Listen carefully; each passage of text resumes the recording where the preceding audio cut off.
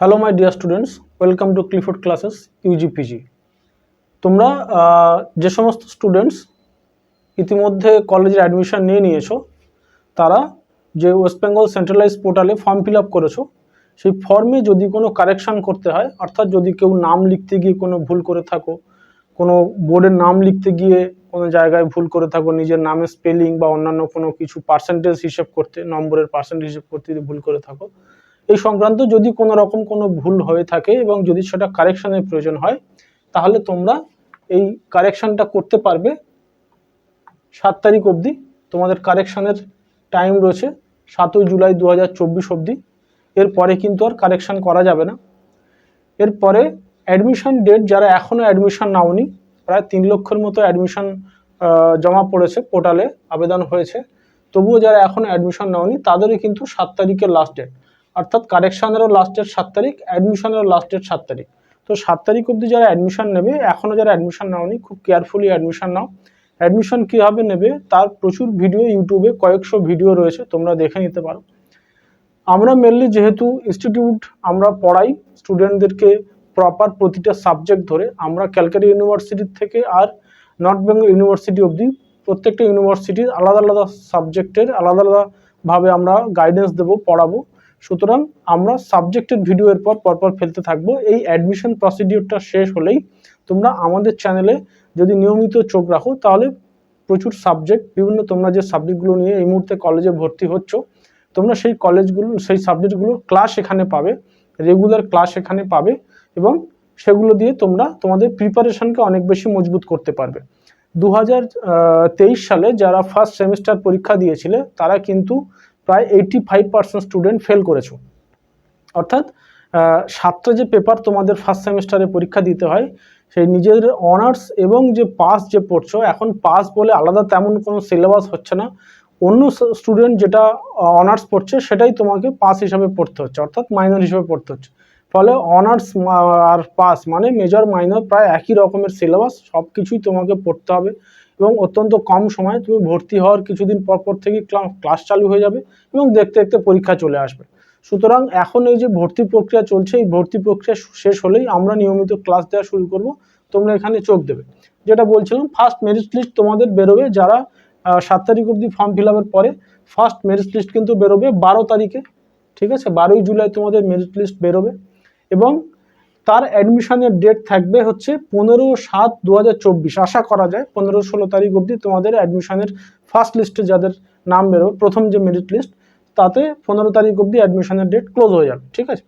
তো যারা প্রথম, সেকেন্ড, থার্ড এরকম বিভিন্ন চয়েস দিয়েছিলে, যারা প্রথম চয়েসের বিভিন্ন কলেজ দিয়েছিলে, ফার্স্ট চয়েসের যে কলেজ সেটা যদি তোমাদের এই মুহূর্তে নাম চলে আসে 12 তারিখে, তাহলে তোমরা সেখানে অ্যাডমিশন নিয়ে নেবে। তোমার পছন্দের সাবজেক্ট যে তুমি যেটা পাচ্ছ যে কলেজে, সেখানে অ্যাডমিশন নিয়ে পড়াশোনা চালু করে দেবে। সময় অনেক কম পাবে, ফলে পড়াশোনাটা চালু করাটা বড় বিষয়। তুমি যে 5 তারিখে যে 15 তারিখে তোমরা যে অ্যাডমিশনের তোমাদের ডেট থাকবে, তার মধ্যে তোমরা অ্যাডমিশন হয়ে যাবে। তুমি ব্যাংকের মাধ্যমে অ্যাডমিশনের ফি জমা দিতে পারো, এবং নেট ব্যাংকিং বা তুমি ইউপিআই মোবাইল থেকে বাড়িতে বসেই তুমি অ্যাডমিশনের ফি জমা দিতে পারো। কোন কলেজে কতটা ফিস সেটা নিশ্চয়ই তোমরা অ্যাডমিশনের সময় দেখে নিয়েছো, ফর্ম ফিল আপের সময়।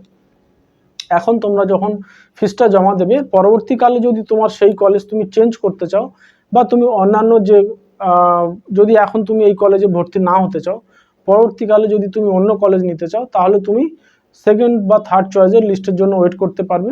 পরপর মেরিট লিস্ট বেরোতে থাকবে।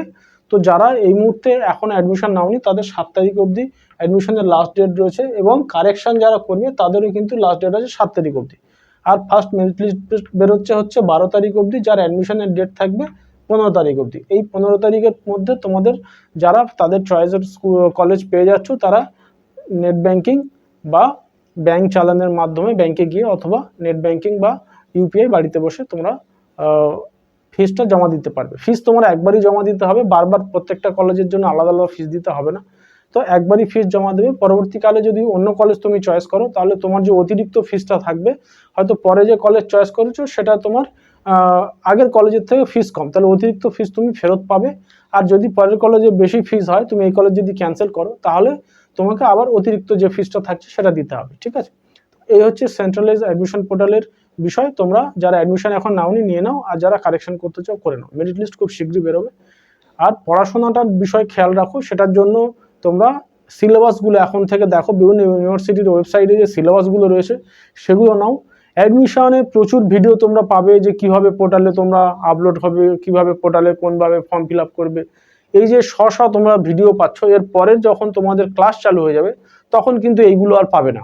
তখন কিন্তু যারা জেনুইনলি পড়ায় তোমাদের প্রত্যেকটা সাবজেক্ট, প্রত্যেকটা ইউনিভার্সিটির আমরা সিলেবাস ধরে তোমাদের পড়াবো, তখন আমাদের এই ভিডিওগুলোই তোমাদের কাজে লাগবে।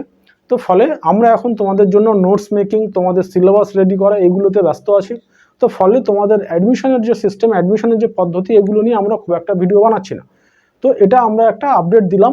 এরপরে তোমাদের যখন ক্লাস চালু হয়ে যাবে, আমরা পরপর তোমাদের যে পেপারগুলো পড়তে হবে বিভিন্ন সাবজেক্টের, সেগুলো নিয়ে পরপর ভিডিও করতে থাকবো, ঠিক আছে?